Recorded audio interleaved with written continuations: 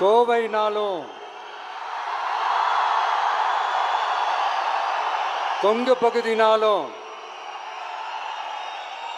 இந்த மண்ணோட மக்களோட மரியாதை தான் முதல்ல ஞாபகத்துக்கு வரும். என் நெஞ்சில் குடியிருக்கும் என்னுடைய கோவை மக்களுக்கும்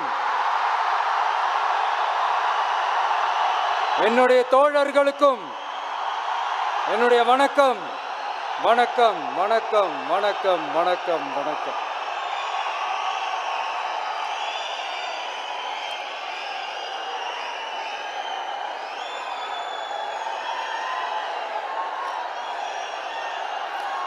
இந்த பூத் லெவல் ஏஜென்ட்ஸ் பயிற்சி பட்டறை பேர் தான் பயிற்சி பட்டறை. ஆனால் இங்கே ஏதோ வேற ஏதோ ஒரு பெரிய ஃபங்க்ஷன் நடக்கிற மாதிரி இருக்கு.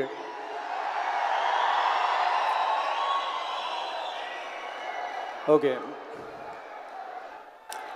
இந்த பூத் லெவல் ஏஜென்ட்ஸ் மீட் அப்படின்னாலே இது ஓட்டு சம்பந்தப்பட்டதாக தானே இருக்கும்.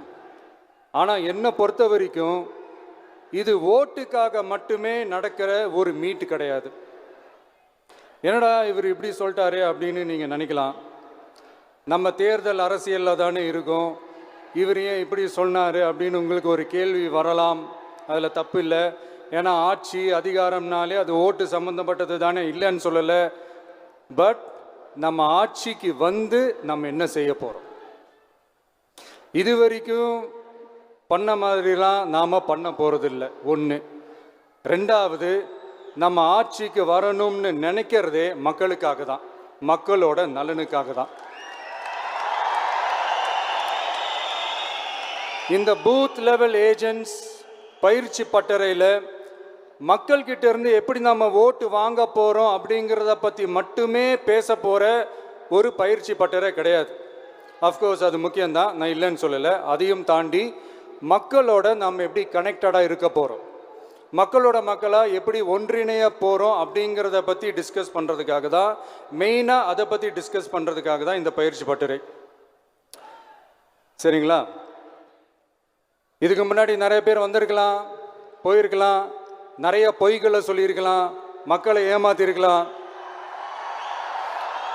இதெல்லாம் பண்ணி ஆட்சியை பிடிச்சிருக்கலாம். அதெல்லாம் பழைய கதை, அதுக்கெல்லாம் நான் இங்கே வரல. இனிமே அதெல்லாம் நடக்காது, நடக்க விட போகிறதும் கிடையாது.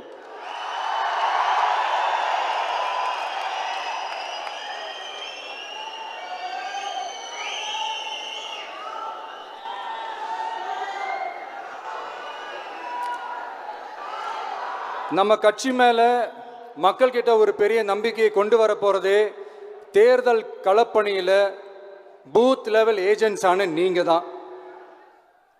நீங்கள் ஒவ்வொருத்தரும் ஒவ்வொரு போர் வீரனுக்கும் சமம்.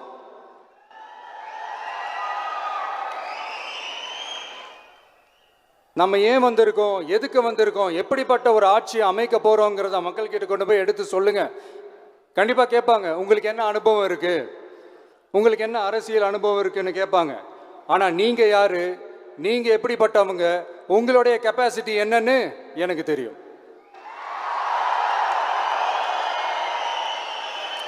நம்மக்கிட்ட என்ன இல்லை, மனசில் நேர்மை இருக்குது, கரைப்படியாத அரசியல் செய்யணும்னு நம்பிக்கை இருக்குது, லட்சியம் இருக்குது, உழைக்கிறதுக்கு தெம்பு இருக்குது, பேசுறதுக்கு உண்மை இருக்குது, செயல்படுறதுக்கு திறமை இருக்கு, அர்ப்பணிப்பு குணம் இருக்கு, களம் ரெடியா இருக்கு. இதுக்கு மேல என்ன வேணும்? போய் கலக்குங்க, கான்பிடண்டா இருங்க, நல்லதே நடக்கும், வெற்றி நிச்சயம். மீண்டும் சந்திக்கும் வரை நன்றி, வணக்கம்.